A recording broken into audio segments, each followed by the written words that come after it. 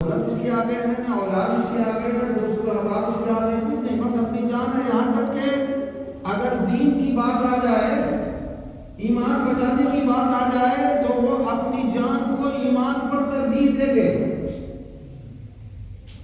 ایمان بیچ کر اپنی جان بچا لیں گے۔ ایسے بھی لوگ ہیں، اور کچھ لوگ ایسے ہیں جن کو اپنا ایمان سب سے زیادہ پیارا ہوتا ہے کہ وہ ہر کچھ لٹا دیں گے، خرچ کر دیں گے، قربان کر دیں گے، لیکن ایمان نہیں جانے دیں گے، ایمان پر ہی قائم رہیں گے۔ کچھ لوگ ایسے بھی ہوتے ہیں۔ تو ہمارا ایمان وہ جگر ہمارا نہیں ہے جو حضرت ابراہیم علیہ السلام کا تھا کہ اللہ تبارک و تعالیٰ نے یہ اشارہ تو نہیں کیا تھا کہ اپنی اولاد کو قربان کر دو، صرف یہی اشارہ تھا کہ مما تو ہندو جسے تم زیادہ پسند کرتے ہو، جسے زیادہ چاہتے ہو۔ تم کو سمجھ میں یہ آیا کہ بس میں زیادہ تو اپنے اسماعیل ہی کو چاہتا ہوں، اس لیے اسماعیل کو اللہ کے راہ میں قربان کر دیا۔ تو ہر شخص وہ کلیجہ نہیں ہے، وہ جگرا کسی کے پاس نہیں ہے ہر شخص کے پاس کہ وہ اپنی اولاد کو جو سب سے زیادہ پیار کرتا ہے وہ اللہ کے راہ میں قربان کر دے۔ اسی لیے تو اللہ تبارک و تعالیٰ نے ڈوبا لا دیا، ڈوبا پیش کر دیا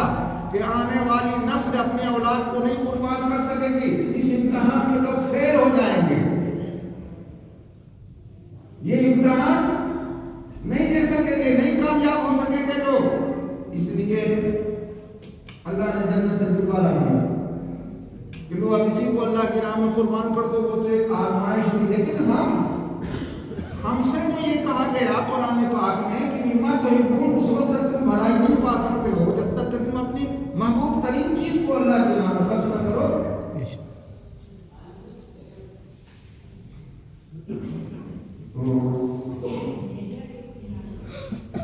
ہمارے اور آپ کے نزدیک سب سے محبوب ترین چیز کیا ہے؟ ایمان ہے، دولت ہے، اپنی جان ہے، اللہ تبارک و تعالیٰ کا خوف ہے، جسے تقویٰ کہتے ہیں۔ کچھ لوگوں کو تقویٰ بہت پیارا آتا ہے، وہ اللہ کے خوف سے ہر کچھ چھوڑ دیتے ہیں، ہر وہ نافرمانیاں جس سے اللہ تبارک و تعالیٰ کی ناراضگی حاصل ہوتی ہے، ان نافرمانیوں سے وہ کنارہ کشی اختیار کر لیتے ہیں۔ اپنا تقویٰ پیارا ہے۔ یہ دیکھیے رمضان المبارک میں اللہ کے رسول صلی اللہ علیہ وسلم نے فرمایا کہ دیکھو تمہاری ہر قسم کی قربانی اسی مہینے میں قبول ہوتی ہے، چاہے وہ تھوڑی سی ہو چاہے وہ زیادہ ہو۔ ہر قربانی اگر تم نے اللہ کے نام پر روزہ رکھ لیا تو اللہ تبارک و تعالیٰ سے تمہیں اس کے عوض میں جنت نہیں عطا کرے گا، اس کے عوض میں جہنم کی آگ سے نہیں بچائے گا۔ اب آپ سوچ رہے ہوں گے تو پھر روزہ کیوں رکھا ہوں گے؟ جہنم سے نہیں بچایا، جنت نہیں ملے گا، کچھ نہیں ملے گا۔ روزہ رکھنے والوں تمہیں کچھ نہیں ملے گا۔ روزہ رکھنے سے ایک چیز مل سکتا ہے، ایک چیز ملے گا، اور وہ ملنے والی چیز خود اللہ تبارک و تعالیٰ کی ذات اقدس وہی ملے گا۔ اللہ تبارک و تعالیٰ نے فرمایا کہ میں اپنے روزے دار بندوں کو جنت کی لالچ نہیں دے رہا ہوں، جہنم کے خوف سے نہیں ڈرا رہا ہوں، بلکہ میں اپنے اس بندے کو اپنی ذات اس کے حوالے کرنا چاہتا ہوں، اس لیے کہ جب مجھے پا لیا تو سب کچھ پا لیا، سبحان اللہ، جب مجھے پا لیا تو سب کچھ پا لیا۔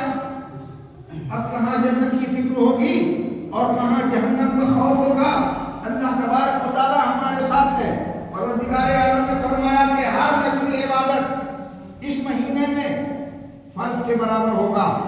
فرض کے برابر درجہ رکھے گا ہر نفل نماز۔ اس مہینے کی فضیلت ہے، اللہ تبارک و تعالیٰ نے اس مہینے میں اپنی رحمتوں کا اتنا بکھراؤ کیا ہے، اتنی بارش کی ہے رحمتوں کی کہ اتنی بارش کسی اور مہینے میں اللہ تبارک و تعالیٰ نہیں کرتا ہے۔ اس لیے سرکار دو عالم صلی اللہ علیہ وسلم کو دیکھا گیا تھا کہ اس مہینے میں چلتی ہوئی ہوا کی طرح سخاوت کیا کرتے تھے۔ وہ کہ آپ کوئی دولت مند نہیں تھے، صاحب شرف نہیں تھے، لیکن اس کے باوجود جو بھی اللہ نے انہیں عطا کیا تھا وہ اس کو، یتیموں کو، بے کسوں کو بانٹنے میں کوئی دریغ نہیں کیا کرتے تھے۔ حضرت عائشہ صدیقہ رضی اللہ تعالیٰ عنہ فرماتی ہیں کہ اس مہینے میں، رمضان المبارک کے مہینے میں نے رسول پاک صلی اللہ علیہ وسلم کو چلتی ہوئی تیز ہوا کی طرح سخی ہو دیکھا، اتنی سخاوت کیا کرتے تھے۔ آپ سے پوچھا گیا یا رسول اللہ اس مہینے میں اتنی سخاوت کا سبب کیا ہے؟ آپ نے فرمایا تم نہیں جانتے ہو، یہ وہ مہینہ ہے کہ اللہ تبارک و تعالیٰ ہے تو سخی، وہ ہے تو سخی، لیکن اس مہینے میں اتنی سخاوت کرتا ہے، اتنی رحمتوں کی بارش کرتا ہے کہ اتنی رحمتوں کی بارش کسی اور مہینے میں وہ نہیں کرتا ہے۔ تو جب اللہ تبارک و تعالیٰ رحمتوں کی بارش کر رہا ہے تو مجھے بھی چاہیے کہ میں اپنے جو کچھ مجھے عطا ہوا ہے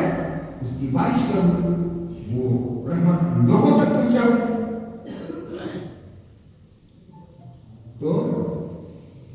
روزے دار کو ایک چیز ملے گا، وہ ہے اللہ تبارک و تعالیٰ کا قرب، اللہ تبارک و تعالیٰ کی رضا، اور اس سے بڑھ کے دنیا میں کوئی اور دولت ہے ہی نہیں۔ دنیا اور آخرت میں کوئی ایسی دولت نہیں ہے جو اللہ تبارک و تعالیٰ کی رضا سے، اس کے دیدار سے زیادہ بہتر ہو۔ حدیث پاک میں آیا ہے کہ جہنمی کیا روئیں گے عذاب جھیلنے کے بعد، جتنا چلائیں گے روئیں گے جنتی لوگ۔ لوگوں نے پوچھا کہ یا رسول اللہ یہ جنتی لوگ کیوں روئیں گے؟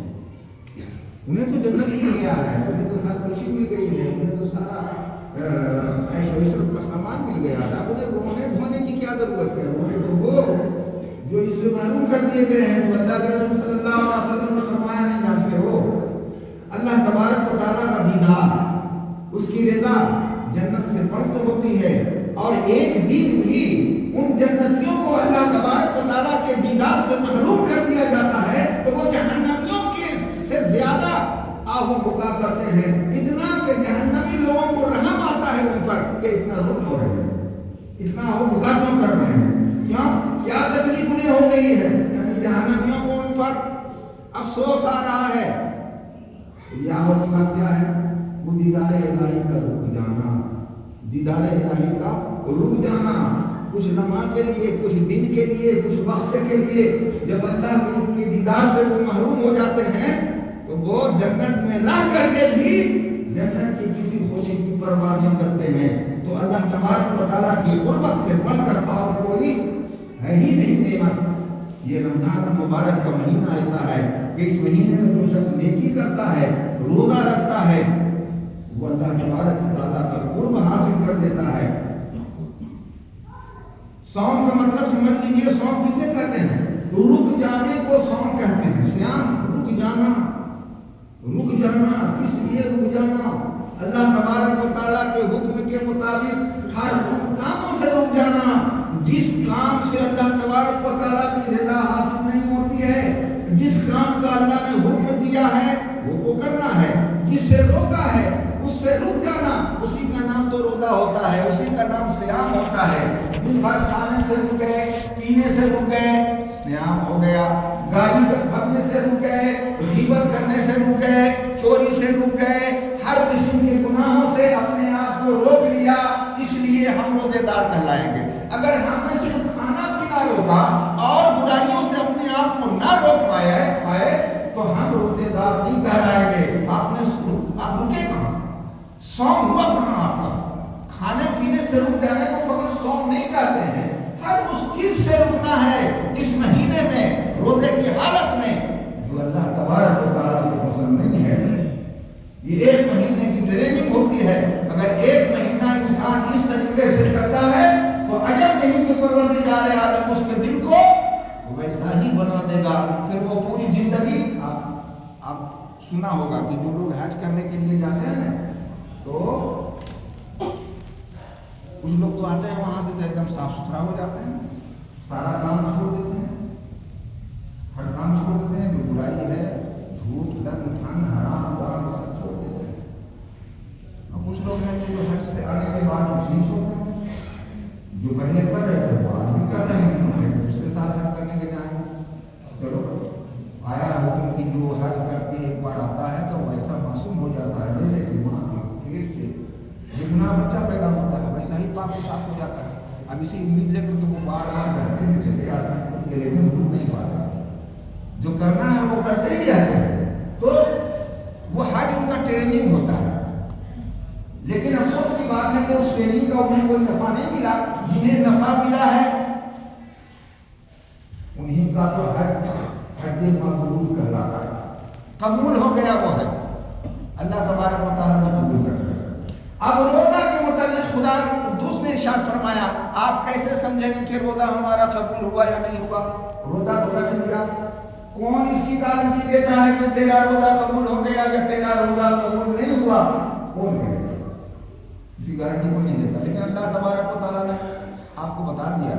کہ کس کا روزہ قبول ہے کس کا روزہ قبول نہیں ہے، وہ مجھ سے سن لو۔ اگر قرآن پاک کی آپ تلاوت کرتے ہو تو آپ کو اس آیت پر نظر کرنی ہے جس میں اللہ رب العزت نے ارشاد فرمایا ہے کتب علیکم الصیام کما کتب علی الذین من قبلکم،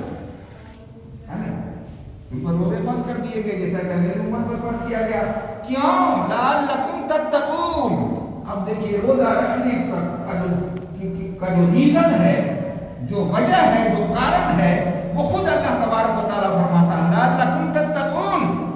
روزہ اس لیے ہم نے تم پر فرض کیا ہے تاکہ تم پرہیزگار ہو جاؤ، اللہ سے ڈرنے والے ہو جاؤ۔ اگر کوئی شخص روزہ رکھ کے بھی اللہ سے ڈرنے والا نہیں ہوتا ہے، پرہیزگار نہیں ہوتا ہے، اس کا مطلب یہ ہے کہ روزہ اس کا قبول نہیں ہو رہا،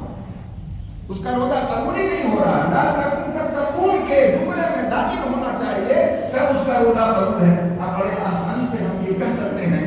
کہ کس کا روزہ قبول ہے کس کا روزہ ناقبول ہے، تو رک جانا ہے ہر ان کاموں سے جو اللہ تبارک و تعالیٰ کو ناپسند ہے۔